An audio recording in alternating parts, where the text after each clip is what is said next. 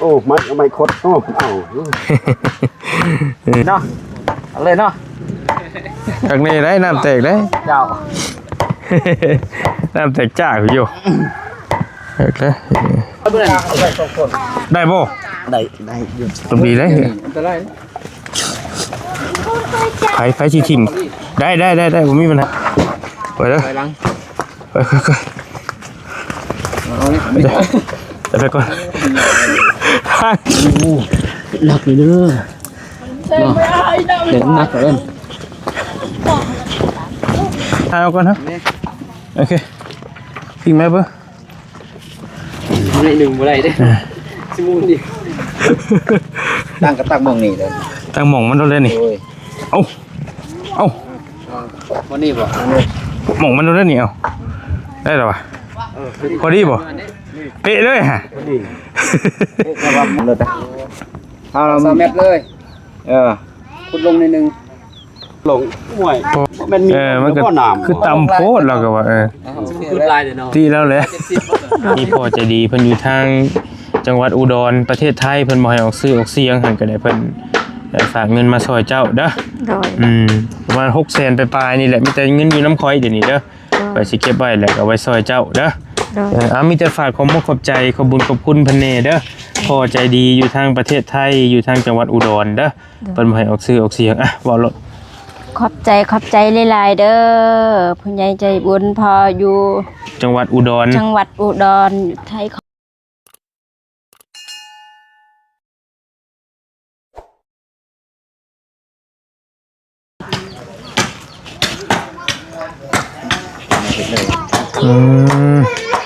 เรื่องตีแบบได้ครับบ่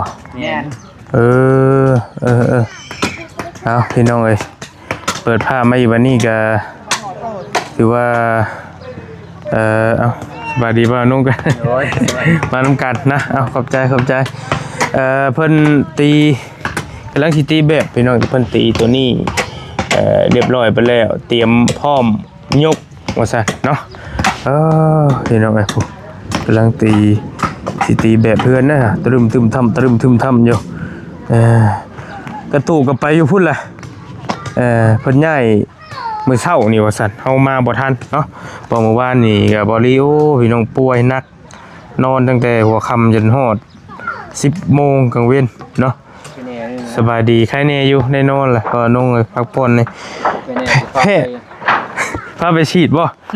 ไหวได้ข่อยฉีดย่านเข็มบ่น้องแม่ผมเป็นคนย่านเข็มเป็นเตรียมความพร้อมไปแล้วบืนยกพี่น้องเนาะบืนยกเคลื่อนเป็นตีคานตียังไว้ครบเรียบร้อยแล้วมีแต่เพิ่นกำลังสิตีแบบบัดนี้โอ้ไม่คดโอ้เอาสับสิโต๊ะตัวถึกมือแล้วตอนนี้เสาที่1เสาที่2เสาที่3อยู่นี้เดี๋ยวโอ้ฮอดพุ่นบ่น่ะกวงเก็บอยู่ได้เนาะโอ้ออกไหมครับออกไหมนี่โอ้นี่ทรายทองเดี๋ยวตอกแรกจังเฮาเอาทรายแหละกับท่อเนี่ยคือบ่ท่อโอ้โหคือกันเด้อท่อมีแล้วท่อดับบ่อย่ามันถึกท่อนี่บ่จะว่าท่อน้ำป้าเพิ่นน่ะนะป้านะโอ้โหคือกันมันอยู่ในเนาะถึกบ่ต้องเด้อถึกบ่พี่บ่ท่อไปพุ่นเนาะโอเคเอาลงไปเห็นเนาะเอาเลยเนาะจากนี้ได้น้ำแตกได้เจ้าน้ำแตกจ้าอยู่โอเค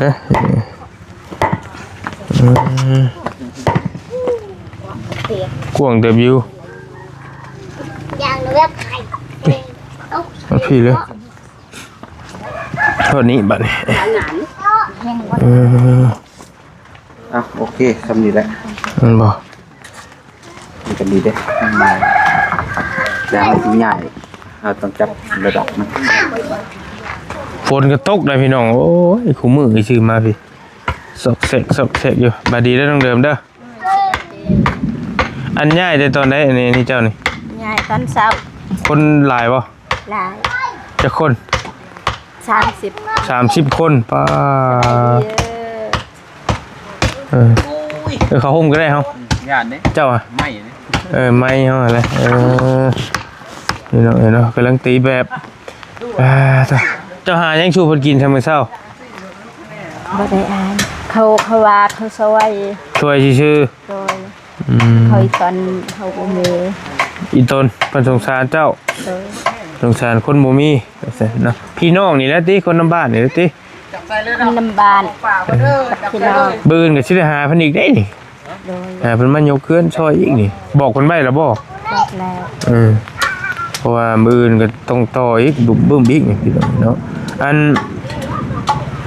บ่าวนุ่งชื่อชิ้นหมูบ่เห็นชื่อชิ้นหมูมา8โลบ่พอ ไอ้น้องเพิ่นแดงไอ้น้องแหละไปจักโลนึงให้ได้สร้างกินตะแรงได้บ่ไอ้น้องเฮ็ดกินเด้อตะแรง ซอยอยู่แล้วซอยขั่วซอยหยังสู่เพิ่นกินฮะ ว่าแค่สร้างกินตะแรง พออยู่ติเห็นว่าบ่พอแล้วข่อยสิซื้อไหม7-8โลหลายก็หลาย ก็หลายเติบ ถามว่าหลายบ่ก็หลายเด้อ แต่ว่าจักคนเฮาก็บ่ฮู้เนาะซื้อไก่เพิ่มบ่ ยายคนคือตอนเช้าก็ไล่กันอย่าบ่ได้ คนเดียวก็เจ้าบ่ได้ เริ่มก็ยาวคือกันตอนเช้า นั่งเดิม โอ้ยบ่ได้เห็นเนาะ บ่ได้เห็นเจ้าย่อซับเนาะแต่ย่อเฮือว่าย่อเฮือนเท่านั้นแหละบืนย่อเฮือนน้ำเพิ่นพี่น้องเนาะเพราะว่ามื้อเช้าเดี๋ยวเพิ่นย่อแต่เช้าแต่6:00 นเฮาผัดป้า6:00 นบ่รียังฝันอยู่เนาะบวกก็บ่สบายไปนอนแต่ว่าเมื่อยให้พี่น้องเนาะเอารถเด้อพอเด้อพอได้อยู่บ่ไปสีโคตรๆบ่ ไม่ได้เป็นหลักเอานาทางใดเนี่ยนั่นใช่เขามาเกิงตัวนี้ออก หน้าออกทางพี่แหล้วเนาะ ข้างบ่นี่นานี่แม่นออกไปโดยแหลมที่แหลมดีๆอันนั้นให้จะเบิ่งก่อนแหลมก่อนจึงเปิดตอกเลย บ่ต้องตอกเบิ่งก้อนแล้วอ่ะอันเหนียวกับกินมือเล็บ เบิ่งเนาะมาเห็นไปแหลมนะถึงเอ้า ได้อยู่แหลมอยู่หั่นก็ได้เอา กำลังตีแบบนี่โอ้หามเสามาเลยบ่ตีนเสาเขาน่ะ เดี๋ยวเอาอันนั้นก่อนจับน้ำมันก่อน ทำปากได้ น้ำปลามัน หามมาป้าไว้ใกล้ๆเห็นนะ ได้โอเค ในมืด สิช่วยว่าตอนอยู่นี่วะ โอเค ช่วยกันวะมาสามารถโรงเรียนมาครับวะ เข้ามา สิหามเสาช่วยมาหามช่วยกันมา ไปเจอกันง่ายเจ้าเด้ ดึงเกียกง่าย โอเค แน่เลยช่วงนี้ดึงออกอีกเกียก ช่วยกันมาจ่ายเงินกับแบ่งกันเด้อ เดี๋ยวสิขอแบ่งน้ำลูกพี่นงคนนี้แล้วนี่ใช้ได้บ่2 คนบ่วะ บ่ได้เด้เอาใหม่นี่ ต้อง เอาใหม่ซอยเบิ่น ได้บ่ ได้อยู่ ตรงนี้ได้ อันตราย ไผสิทิมได้ผมมีปัญหาแค่นั้นไผคนใดคนหนึงอย่าทิมก่อนก็แล้วกัน เดี๋ยว กันบอกกันนี่ เอาไว้หิมๆเนาะ โดย พี่ไว้น้องพี่จะโปรก่อนน้องเด็กปึ๊บโปรรถโอเคทิมอันนี้มาใกล้นี่ เอาใหม่นี่ได้ใหม่นี่ ตัวเม็ดได้เนาะตัวเม็ดเนี่ย3 อันอยู่ทั้งพี่ตัวสั่นเลยเรียงๆกันทั้งนั้นโอเคมาเอาเลย นี่เอาใหม่เลย2อันจะแต่งงานนี่ เอาไม้หามาบ่ ใหม่2คนทางล่างคนนึง มา บ่ฮักบ่ ก็จังว่า ว่านี่กูบ่ฮักฮัก บอกได้น้องเด็ดเด้พี่นี่ยอมคนหนึ่งจับนี่คนหนึ่งจับนี่ อยู่นี่ จับพี่ก็ได้คนละใคร ออกใหม่ย่อม โอเค ใส่ครับแบบนั้น ได้บ่เอา ไปเลย ไปหลัง ไป เอานี่ จะไปก่อนทาง อย่าคือ เห็นใหญ่กว่ากี่นี้ทางมันแคบเลยสิเจ้าถอยมาโอเคโอ้ยจอยวันนี้แหละพี่ไปพูดไป ไว้ลังหินนี่ก็ได้ฮึบก็ได้ค่อยลงก็ได้ฮึบโอเคใส่หนึ่งอยู่พี่บ้านเดี๋ยวย้ายไว้จังใกล้เนี่ยจ้ะ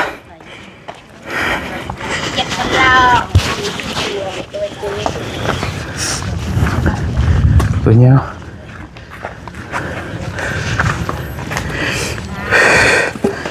สุบลงเด้อ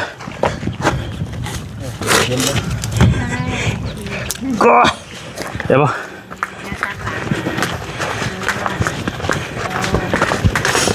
มันดูบึงđấyเด็ดđấy thế đấy thì kìa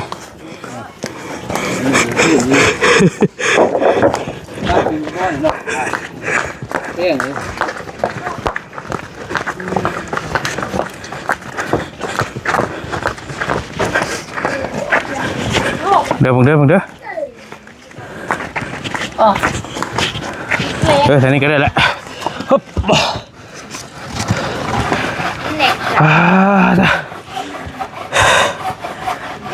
ไม่ดังเลยอ่ะ ได้บ่เปลี่ยนบ่ฮะ บ่ได้สบายมากมาเจ็บจ้อยให้ได้กว่ามันนี่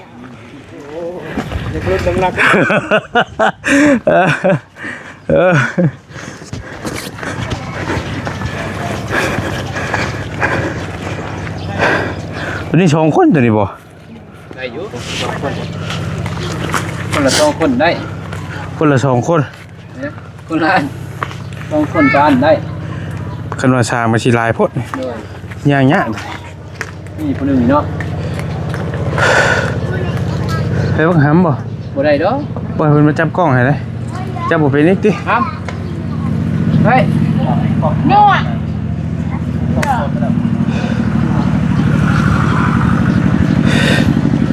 เป็นบ่จับกล่องจับนี่เด้อโอเคเอาขึ้นนี่เด้อแต่ย่างตามไม้เด้อตึบเดี๋ยวเอาหนักนี่เด้อเห็นหนักเอิ้นจะฟังเสียงหายใจเพิ่นแล้วเดี๋ยวเนาะ70อันนี้มันนักลงอีกได้นี่เดี๋ยว1 2ขนาดไหนกัน70อันนี้น้ำหนักลดบ่ระวังกลางฮะบ่โอเคมาครับซอยกันพี่น้องว่ารถมัวในรถเข่าบ่ฮอดผู้ชุมกอกระสุบเลยพี่น้อง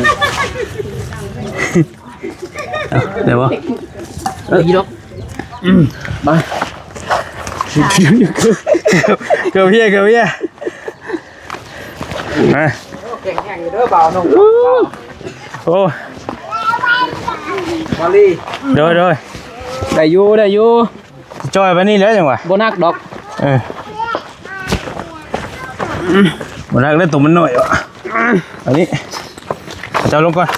เด้อฮึบพอแล้วฮึบ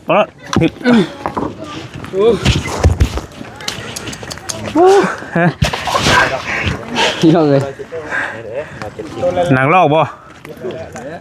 ในห้องบ่ได้ใส่เสื้อหนาวเนาะธรรมดาอันนั้นเม็ดนึงอ่ะนะทางนี้70อันนี้70ไปเลย99เม็ดนึงมันหายไปใช้เชนนึงโอเคเที่ยงเด้อเนาะจังว่าเด้อหน้าเที่ยงอยู่นั่นเด้99พอดีเนาะเอาจังซี่นี่มันสิคันว่ามันเที่ยงจังซี่กะเม็ดนึงประมาณ8ครึ่งมาตัวนั้นเลยลองดูขึ้นน้ำนาเพราะเพื่อไปใช้กระสอบกระแสบเด้พวกเลื่อยใหม่นี่แหละมันเล็กหน่อยนึงก็ธรรมดาเด้มันก็โอเคแล้วได้แล้วแต่ว่าเฮาแบบมาปรับใส่เด้มือกันเด้อเอารับมอนี่แล้วเอามอนี่ก่อนก็ได้พุดแต่ว่ามอนี่เฮาบ่พุดหมอเบิดแล้วบรรยายเบิดแล้วมอนี่มาตั้งใส่ดินเลยเฮาก็เอาตามลำดับเลย แหนมลายเก้าที่เด้บ่อยากเห็นนะตัวนี้มันเห็นไว้99บ่เม็ดนึงเอาเม็ดนึงพูดเม็ดนึงแล้วเนาะ เป็นหนึ่งแล้วแหละได้อยู่แล้วเล็กหน่อยนะน้อยเดียว เม็ดนึงมันก็ลื่นได้เจ้าสิได้มูลมาได้ ไอ้เราตั้งเบิ่งเฮ้ยยกเสามาตั้งเบิ่งเฮ้ย เอาเบิ่ง เอามาตั้งรถมาเอานี่ชายเอาก่อนฮะโอเคปิ้งไหมเบิ่ง ในหนึ่งบ่ได้เด้สิมูลดิตั้งก็ตั้งมองนี่เด้อ ตั้งหม่องมันโดนเลยนี่เอ้าบ่นี่บ่ หม่องมันโดนเลยนี่เอาได้หรอวะพอดีบ่เป๊ะเลยฮะ แต่ว่ามองตั้งมองนี่อีกแล้วนี่ตอนไหนเข้าใจแล้วตัวนี้ตั้งครับเพราะว่าเสือกเข้าสิได้ โดยเราตั้งไว้เราตั้งไว้ เอาลุดด้วยนึงก็ได้เพราะว่าหมอนนี่ฮอดเด้อหรือว่าเอาซ้ำนี่ก็ได้โอเคแหละเอาเทียบครับเดี๋ยวจะไปไม้เมียนได้อยู่คนเด้อไปสุดเลยโอ้ยอสูงบ่ยอสูงยอต่ำๆไปเลยไปเถอะโพนสุดรถโพนอยู่สุดพุ่นสุดเลยอยู่หันจักน้อยอยู่หันมันฮอดอยู่บ่แต่ยังเทียบกันแล้วอยู่หันเอาสุดเลยบ่เทิงบ่เทิงแล้วก็ใส่บ่เทิงเอาข้างนี้ข้างสั่นนี่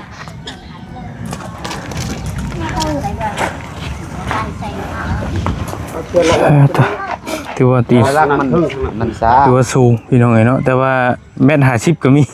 มาเบิ่งว่านี่ตัวยาวตีเพิ่นยาวๆสูงกว่าอีกเนาะเม็ด50ตัวนั้น70ตัวนี้เม็ดนึงเท้ายังได้เพราะว่าสูงโคตรแล้วได้สุได้ขุดลงอีกแล้วนี่ซอยแล้วพอดีบ่มันบ่พอดีดอกพูดรถกันบักลายพี่ขุดลงเสาเลยจับเสาขุดลงอีกตัว70นี่ก็บ่พออีกเดมูลขึ้นเลยบ่แม่นบ่70นี่พอดีพ่อบ่เอามาเบิ่งตอนนั้นมาใส่ตัวหน่อยแต่น้องแปะเบิ่ง70บ่น่ะโดย70ตัวน่ะเป็น60บ่70ใช่เบิ่งแล้วเอามาเบิ่งมาแปะเบิ่งกันบ่านั่นก็เอาไปเปลี่ยนเอาช่างอยู่ใส่ขึ้นล่างโดยจังหน่อยเอารถเดินตามเฮาไปเปลี่ยนคืนก็ได้เนาะว่านะเฮาบ่อยากขุดนะเปลี่ยนตัวนี้บ่โดยเอาลองเบิ่งกันเปลี่ยนก็เปลี่ยน3อันคมใหม่ว่ะโดย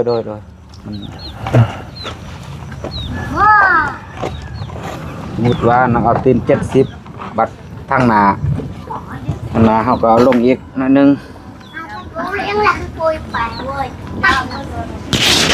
ไปปีเด้อตามได้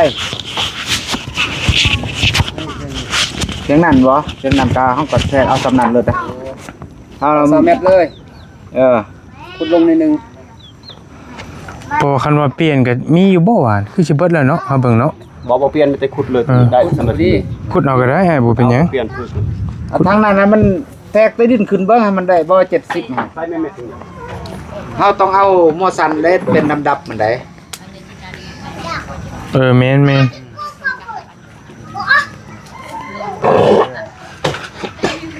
ก็ดินเพิ่นค่อยเด้พี่น้องอย่าค่อยทางนี้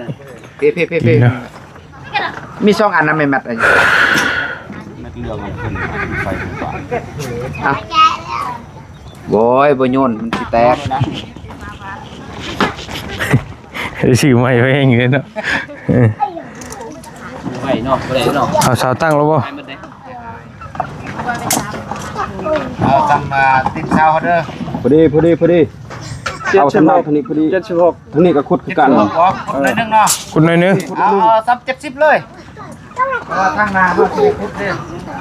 นี่คือขุดลงหน่อยนึงว่ะโอ้ยค่อยเข้าใจนะ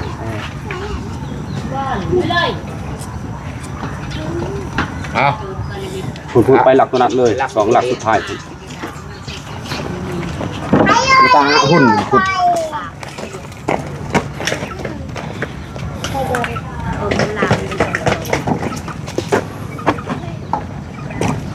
หลักตัวนั้นหลักตัวนี้ใส่นี่ก่อนมันแม่นบ่เจ้าคือง่ายแท้คือเก่าอีกบ่ถึงคือเก่าเอาหลักตัวนี้เอาหลักกลางนี่เอา เอาไปจะลามไปเดี๋ยวเจ้านาอยู่ซื่อ หาเพิ่นหา ๆอยู่ซื่อ นิ่งๆนิ่ง ๆเจ้าเอาลงอีกเจ้าเอาลงต่ำๆเอาลงต่ำๆเอาลง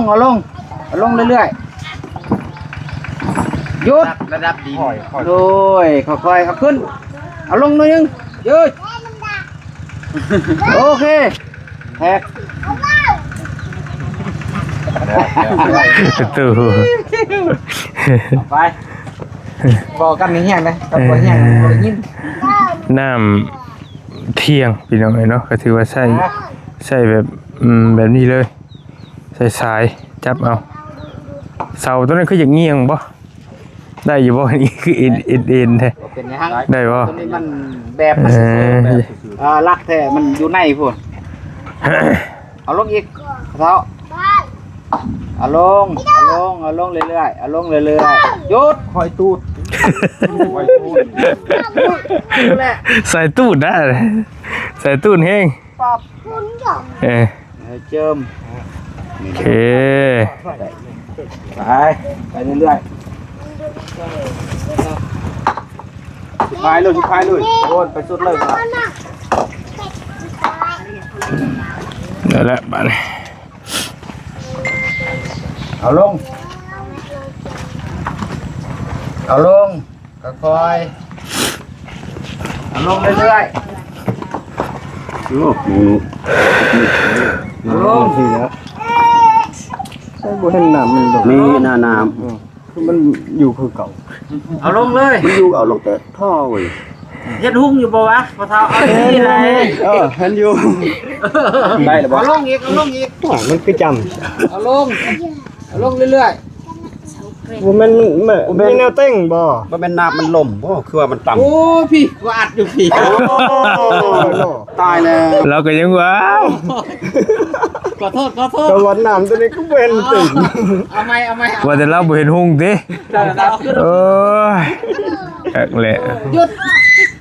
เออ ลงหน่อยนึงหยุดเราก็รู้เกยไปเลยโอเค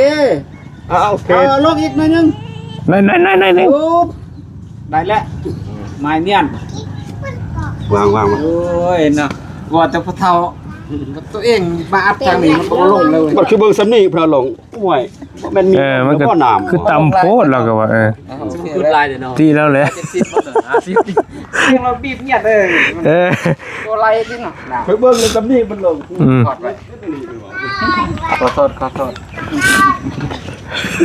ว่าน้ำตัวนี้บ่ติ่งเนาะว่ามีเนี่ยมันเต้งบ่เบิ่นมันติ่งแม่นเพิ่นงมไว้ เรียบร้อยบัดนี้ ตอก พี่น้องเนาะ แป้นเลย แล้วก็สิตีไม่แป้นบัดนี้ไปได้แล้วบ่น้องอย่าว่าเจ้าจะเฮ็ดเวียกเจ้าได้แล้วขอบใจหลายๆเดี๋ยวค่อยคุยกับน้องเดิมจังหน่อยกันแล้วขอบใจว่าตัวนั้น ว่าดินทั้งนี้นะมันต่ำพี่น้องก็เลยเอาเสาเม็ดนึงเนาะคันว่าคือเฮ็ดคือเฮือนอันพอลุงไอ้น้อยเฮาหันก็ดินสั้นๆตัวน่ะ20 เซนไปจังตัวน่ะตีนเสาพี่น้องเนาะอันเดิมอันนี้ก่อนต้นมักมี่บางอย่างเนี่ยเพิ่นก็จักสปริงไหลออกหมดเลยห้ามลงไปเลยพี่น้องเนาะแต่เช้าพุ่นบ่ได้เห็นบรรยากาศช่วงนั้นซะเพิ่นเอาลงไปแล้วแต่กระโพกเนาะใหญ่ลงมาอยู่พี่ อันนี้ก็ได้อันบ่ได้มีหยังเสียหายบ่ บ่ ใช้เวลาหึงบ่ยุ่งมาพี่ บ่ ฮอดบ่ชั่วโมงนึง บ่ฮอดหน้า5 โมงแล้ว5 โมง ย่อ5 โมงแล้ว5 โมงเด็ดได้เด้บัดย่อ5 โมงเช้าตี 5ผู้ โดย ปาโตยังบ่ทันฮอด6 โมงซ้ำแล้วเลย ยัง แม่นแล้ววะย่อ5 โมงแล้ว5 โมง โดย ครับต้องฟังดีๆนะพี่น้องย่อ5 โมงมันยังบ่ทันฮอด6 โมงครับเรียบร้อยแล้วบ่ฮอดชั่วโมงนึงครับถือว่าโอเคพี่น้องเนาะ ต้นบักมี่อันนี้ก็ได้เปิดสปริงออกมาเลยจากสปริงมีแต่มานั่งอยู่นี่น้อยหนึ่งไหมนี่ก็ได้โอเคมีแต่ทั้งมีทั้งผู้ใหญ่จะดีทั้งข่อยอีกเด้อเพิ่นพอเพิ่นฝากเงินมา1,000 บาทเด้อ1,000 บาทรวมประมาณ600,000ไปปลายนี่แหละพี่น้องเพิ่นฝากมาไว้ซอยซื้อได้อยู่นะกินมาให้อันมือยกเคลื่อนเจ้าบืนเด้อแต่ว่าทางบ่าวน้องเพิ่นซื้อมาแล้วก็โอเคแล้วหมู 7-8 โลพี่น้องไว้ลาบสู่สร้างกินแต่ว่าถ้ามันบ่พอแนวใดก็จังว่ากันถ้าว่าบ่ได้ซื้อก็แม่นข่อยสิเก็บไว้ซอยแนวอื่นเด้อมีพอใจดีเพิ่นอยู่ทางจังหวัดอุดรประเทศไทยเพิ่นบ่ให้ออกซื้อออกเสียงหั่นก็ได้เพิ่นฝากเงินมาซอยเจ้าเด้อประมาณ600,000ไปปลายนี่แหละมีแต่เงินอยู่น้ำข่อยเดี๋ยวนี้เด้อไปสิเก็บไว้แล้วก็ไว้ซอยเจ้าเด้อมีแต่ฝากความขอบใจขอบบุญขอบคุณเพิ่นแน่เด้อพอใจดีอยู่ทางประเทศไทยอยู่ทางจังหวัดอุดรเด้อเพิ่นบ่ให้ออกซื้อออกเสียงเว้ารถขอบใจหลายๆเด้อผู้ใหญ่ใจบุญพออยู่จังหวัดอุดรไทยคอยเพิ่นอยู่ดีไม่แห้งคนเจ็บได้ความไข่ใหญ่มีปรารถนาสิ่งใดคอยได้สิ่งนั้นเด้อให้ร่ำให้รวยโชคให้มันปังคอยสมหวังกับปรารถนาเด้อสาธุเนาะเห็นเลยว่าบ่ค่อยเป็นเราก็เลยว่าภาษาลาวนะบ่ค่อยเป็นโอเคเห็นเลยเนาะก็มีแต่นั้นนะบืนยกจมูกจากเฮือนเจ้าบืนน่ะยังบ่ฮู้ถามผู้ใหญ่ก่อนก็สิเช้าคือเก่าเราค่อยเบิ่งนี่เนาะเพราะว่ายกเฮือนเจ้านี่ตี 5แม่นบ่ 5 โมงเช้าแม่นบ่โดยเพราะว่ายกเฮือนต้นนี้เขาเผาอยากไปเฮ็ดเวียกคันยกเช้าตอนนั้นบางที 7-8 โมง 9 โมงประมาณนี้โอเคจะได้มาทันนะแต่ยังบ่ทันได้ถามผู้ใหญ่ว่าจักโมงโอเคคันยกและน้องดื่มสิโทรหาบ่าวอาน้องโอเคเพราะว่าคันว่าประมาณ8 โมง 9 โมงข่อยมาทันอยู่คันตี 5บ่ข่อยยันมาบ่ทันนะด้วยถ้าเป็นไปได้ก็อยากให้ยกพูดแล้ว8 โมง 9 โมงพุ่นแหละเด้อบอกเพิ่นนี่ถ้าว่ามันบ่ฟ้าวนะอยากให้ท่านี่เพื่อสิได้ถ่ายบรรยากาศให้ผู้ใหญ่ใจบุญเพิ่นเบิ่งตอนยกเคลื่อนยกชาน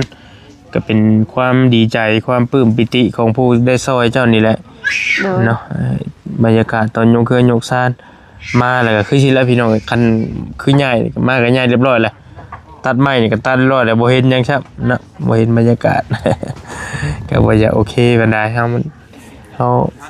ตื่นบ่ทันแต่ว่ามื้อคืนนี่นั่นบ่าวเจ็บเพิ่นโทรหาอยู่เพิ่นอยู่นี่แล้ววะโดยเพิ่นโทรหาบอลี่อยู่แต่บอลี่ก็บอกว่า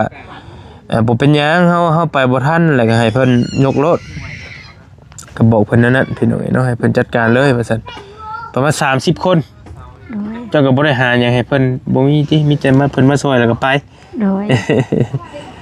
บ่มีแล้วก็ได้บ่มีหยังเนาะบ่มีหยังสู้เพิ่นกินก็แล้วก็แล้วว่าซั่นแล้วก็แล้วไป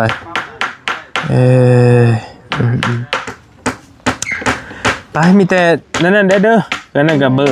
ออื่นหรือว่านั่นก็มื้อแลงน่ะข่อยสิเข้ามาหาใหม่อีกส่วนแรงๆกันได้จังว่ากันโชคดีเด้อเดินทางปลอดภัยจ้าพี่น้องทางไอ้เตียงเจ้ากับเพิ่นบ่ได้มาซ้ำเพิ่นน่าจะสิ้นเดือนพุ่นแหละเพิ่นจะได้ขึ้นมาใหม่เป็นยังคาเวียกอยู่กันเนาะคิดฮอดแห้งบ่โดยโอ้เพราะว่าบริทักถามเพิ่นว่ายกชงบอกเพิ่นแล้วยกเพื่อนน้องเดิมบ่อื่นเด้อว่าซั่นเพิ่นว่ามาบ่ได้แล้วบ่ทันมีคาเวียกอยู่สวรรณเขตพวกอยู่เซปูนพวกคิดฮอดแห้งติคิดฮอดแห้งบ่ได้เห็นหน้ากันโดนแล้วคือฮอด30 ปีบ่ได้เห็นคิดฮอดแห้งเจ้าบ่ได้เห็น30 มื้อนี่เป็น30 ปีพุ่นโหดโพ พี่น้องเนาะโอเคสนาเด้อแล้วจังว่ากันมาเอาไม้ให้ได้ไหมเดี๋ยวเพิ่นก็มาหาเจ้าอยู่ดอกโอเคสบายดีเด้อสบายดีพี่น้องเด้อเจ้าพี่น้องมากำลังตีแบบบัดนี้เนาะต่างกันเด้อธรรมดาเบาดิไว้ด่าบ่ฮะไว้ด่าบ่มียังไว้ด่าอาบน้ำหรือบ่อาบแล้วอาบน้ำนี่มันไว้ด่ามีพญาบ่เป็นดอกเพิ่นบ่ไม่ต้องไว้ด่าไว้ด่านี่อาบน้ำอมด่านี่กินน้ำบ่ไว้ด่านี่กินน้ำอมด่าอาบน้ำไม่ได้แล้วไปแล้วฝันวันนั้น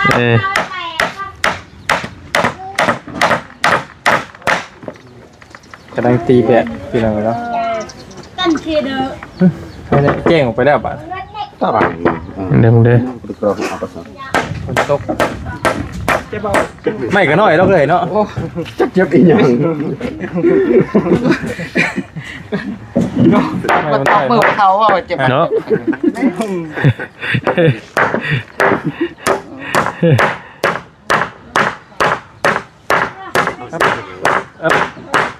เฮ้ยเขาแปะเขาเชื่อมโอเคไปละไปนะไปเลยงวยด่าเดี๋ยวถับเลยงวยด่าน้ำเสียงงวยด่านี่เอาตัวแบบไหลอ่ะกำลังตีแบบเพื่อนสาวเดิมเพื่อนน้องเดิมมันนี่แหละพี่น้องเนาะกำลังเริ่มมืออื่นเนาะเตรียมยกเสามันตีคานตีอย่างไว้เรียบร้อยแล้วพี่น้องเนาะเดี๋ยวไปนี่ก็เป็น